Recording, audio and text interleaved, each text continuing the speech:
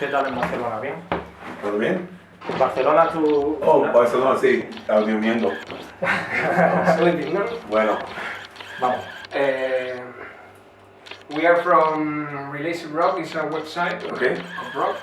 Are we supposed to do this with Jorge? If you want. Yeah. ¿Puedo buscarlo? Jorge Salan. Ahí está ahí comiendo. He speaks English better than Oh, okay. Te llama ayer. Si quieres la hacemos en español con Jorge. Sí. Mejor, claro ¿no? que sí. Más rápido. Sí. Are you busy? No. Can we do this quick? Is this Is the one. Yeah. They're gonna do yours in Spanish, of course. Of course. Si no te importa, Jorge. Vale. Sí, ¿Qué tal? Encantado. Mucho gusto. Where can we put Jorge? Sí, si quieres. ¿Ahí? Sí, ahí. Sí, ¿Estás ya Pedro grabando? Sí. Vale, voy lanzándote la primera, ¿vale, Jorge?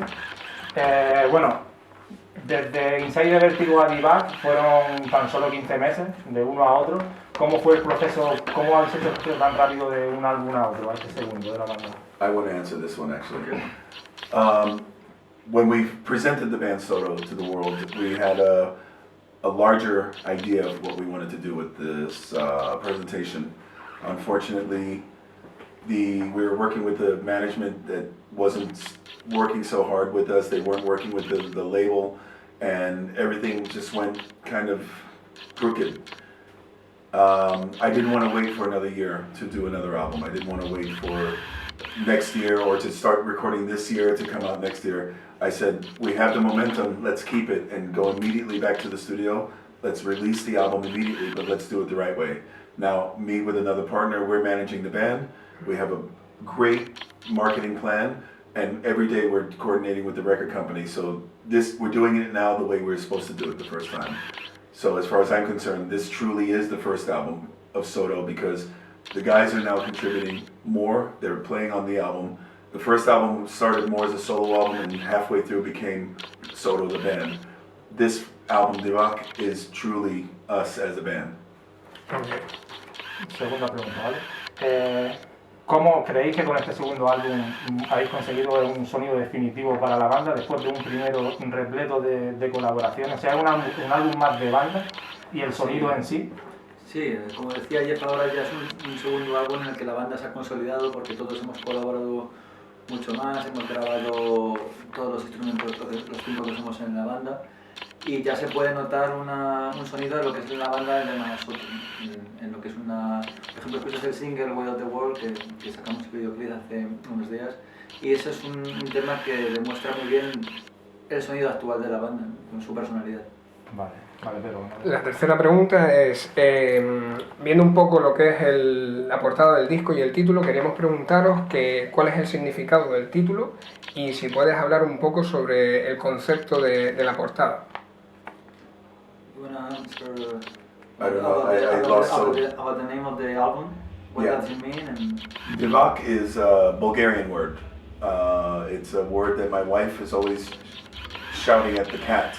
Last year we rescued a little black cat from Bulgaria, from the streets. They saved it from almost getting hit by a car. It was only 4 months little kitten. Okay. And we took it into the apartment, we fed it, and we kept the cat for the whole summer. We gave it shots, the vets, and we thought somebody would take the cat from us. Okay, we'll raise your cat in Bulgaria. Nobody wanted the cat. And my wife said, we can't put the cat back in the street. No fucking way. So we got him a cat passport and he came to Los Angeles with us. So now the little kitten is a big cat and he's always getting into trouble and my wife is always shouting in Bulgarian and she always uses this word Divac. That Divac, what is this? Why do you keep saying Divac? It means you crazy, wild, savage. I'm like, wow, I like this. I like the word, I like the meaning.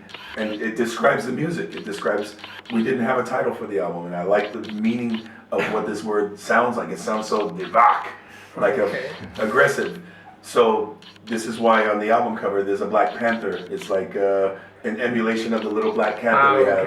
Yeah. The concept of the cover album is... Yeah. Okay. But it means wild and savage, like our music. I thought it was a nice description. Okay. The next? Sí. Durante el mes de febrero debutasteis en directo en la costa este de Estados Unidos, incluyendo el Monster of Rock, y en mayo visitaréis Latinoamérica con fechas junto a Winner y Dog. ¿Cómo está siendo la acogida de la banda por parte del público tras Inside de Vértigo y en estos primeros conciertos? Yeah. Bueno, pues la gira en Estados Unidos fue una pasada. Comenzamos en Boston, pasamos por Nueva York, hicimos varias fechas por toda la costa este, hasta, como has dicho, acabar en el crucero Monster of Rock. Y bueno, el recibimiento fue muy bueno porque estábamos tocando temas que aún no habían sido publicados, ¿no? Porque el disco salió ayer a la venta. Y vimos la reacción de la gente con las nuevas canciones, con todo este nuevo formato que es Soto. Y luego en el crucero hicimos dos fechas, una con la que tocamos todas las canciones de Jeff Soto, Jace, ¿no? Pero hicimos un concierto también como Soto, presentando todas estas nuevas canciones también en el barco. Y bueno, pues el recibimiento fue muy bueno, lo puedes ver en las crónicas que hicieron sobre el crucero y muy contentos de haber vivido esa experiencia en Miami. Vale, sigue tu Pedro con la siguiente. ¿Qué esperas de Divac y cuál es la sensación previa y posterior para ti cuando lanzas un nuevo álbum al mercado? English? Okay. What do you expect from Divac and what is your sensation before and after releasing a new album? Before the release of the album, it's like Christmas is coming. It's like you're meeting the most beautiful girl in the world for the first time. You're so excited, and then it can either go one way where you open up the presents and you didn't get what you were expecting, or you open the package of the woman and it's not what you're expecting, or you have every present you wanted and it's the perfect girl. That's, to me, the description of trying to, when you're releasing an album, trying to describe the feeling. So many times, as in the case of Inside the Vertigo, you open up the presents and the one you wanted wasn't there. So there's always the anticipation of what people are going to expect from the album. And then yesterday, just before going on stage, I have two messages from my manager that we debuted at iTunes metal charts at number 28 and the Amazon metal charts at number 12. I've never charted with any of my stuff. It's always been with other bands.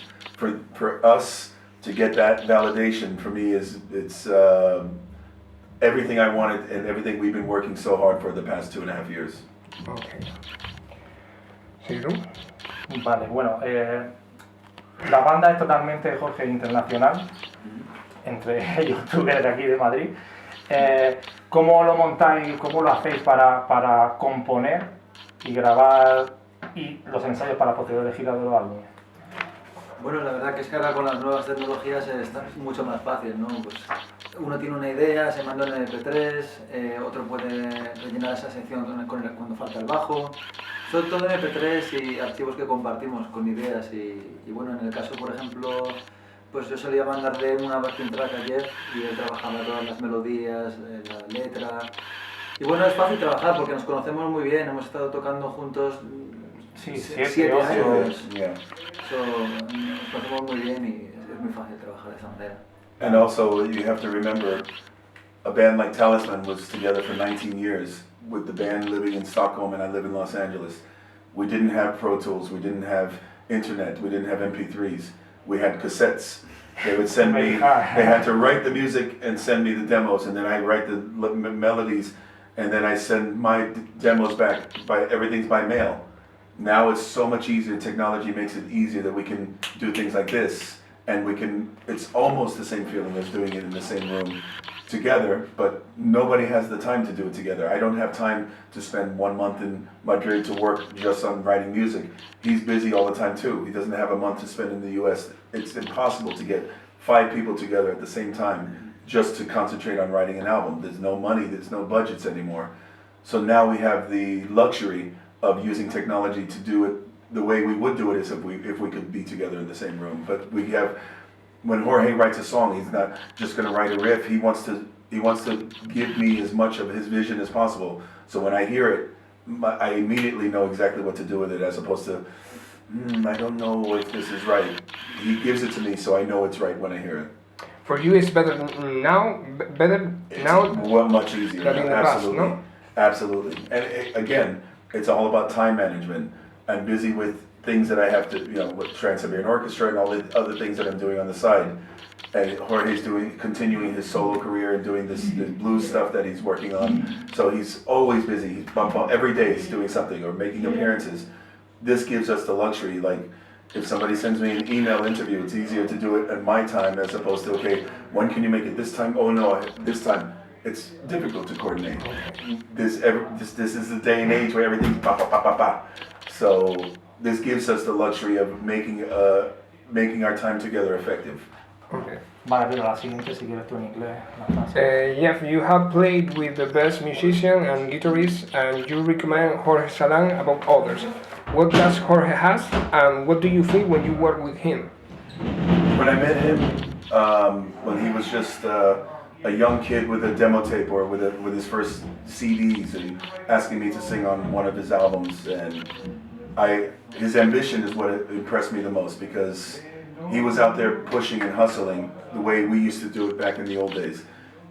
This day and age, everybody wants instant gratification. They want to be famous for doing it like this. They want social media, they want American Idol, they want immediate attention. He was willing to work for it the way he worked from the ground up, and he still had the old school mentality of how to do it. And that's what impressed me the most about Jorge. But when we started working together in my solo band in 2009, that's when I realized what a world-class musician he was. And I've said it to him many times. I've worked with Neil Schon and Yngwie Malmsteen, some of the best guitar players in the world. But he brings another class to that table. He belongs in the same class as a musician, but because we have a brotherhood and a chemistry that we work together, it's more important that we connect as humans as well as musically, because you can connect with a lot of people musically, but you can't stay in the same room with them. It's much easier to work with Jorge because of that side alone. We travel well together, we laugh, we have the greatest time together, and it's that chemistry is just it's unstoppable. And I told him the last tour together that he's the last guitar player I want to finish my career with, and I have a lot of career left. So as long as he wants to play with me, he's my guy. Dicho por Jeff. Y Jorge, la misma pregunta, pero a la inversa, ¿qué te ha aportado a ti, Jeff, tanto personal como musicalmente, desde que comenzaste a trabajar con él? Bueno, pues Jeff siempre ha sido uno de mis cantantes favoritos, yo siempre he seguido su carrera. Y aquí había un amigo en común, un promotor, que fue José Antonio Gallardo, que fue la primera persona que trajo a Jeff en solitario, ¿no? El primer concierto que hizo en Madrid. Y un tiempo después le dije, tío, échame una mano, digo, ¿me puedes poner en contacto con Jeff? Y él fue muy amable. Nos pusimos en contacto, yo le mandé un disco y él me escribió a las 2 semanas diciendo que algo de mi música le había hecho responderme. Y no me lo podía creer, yo leí el email y veo la respuesta, Jeff Soto, y digo, no puede ser. Y a partir de ahí... He still has it on his wall. Y eso fue en el 2004, 2005 más o menos, y a partir de ahí pues él vino a tocar con Soul Circus. Sí. Y nos conocimos ahí, tomamos algo en el Honky Tonk de Madrid, y a partir de ahí hasta el año 2009 que ya pues hablamos de hacer esta gira del Beautiful Mess Tour en aquel año. Yeah, and Jorge actually saved my ass because I had the entire tour booked. I was changing the whole lineup of my solo band, and the guitar player that I was bringing with me, he was also bringing a bass player. And the tour was booked. Jorge invited me to sing on his live DVD. I was planning to do my own live DVD, and everything was okay, but then I lost the guitar player and the bass player. I'm like, and he wrote me an email and said, hey Jeff, I need some information about something. I go, not now, I'm freaking out. I need to find a new guitar player and bass player for the tour. I don't know who I'm going to get such last minute. And I didn't even think to ask him because he was, at that time, he was doing so much of his solo career as a singer, as a guitar player. I'm like, he's not interested to play with me. And he wrote back saying, if you need, I can do it. I'm like, what? Of course, I wanted to play. And that was the beginning. It was the beginning of the end. ¿Le hago yo lo siguiente? Sí. En español, bueno, te lo hago en inglés. You and Jorge are good friends and probably you know something about Spain. What do you love from the Spanish culture? Do you know something about our music? Y los de food. Yeah. The culture, not so much. I know mostly the passion. It's a very passionate country, whether it's, they're very passionate about their own traditions, they're passionate about music, they're passionate about the friends and the family. And it's something I have a personal connection with, especially when I came here for the first time in 2003 and I played, the first solo show I ever played in Europe was in Madrid. And I had the same feeling as that you remember having sex for the first time or driving an expensive sports car. When you do that again, the next time you do it, and it's that same experience. Fuck, I remember that first time, that same feeling. And I still get that feeling when I play here. So now to have a representation in my band of that same feeling, when I come here to Madrid, it's even more special because I'm coming back to something that reminds me of those times, but now I'm coming back with somebody who's actually part of those times. Okay. Vale, sí, sí. Vale. En español y así.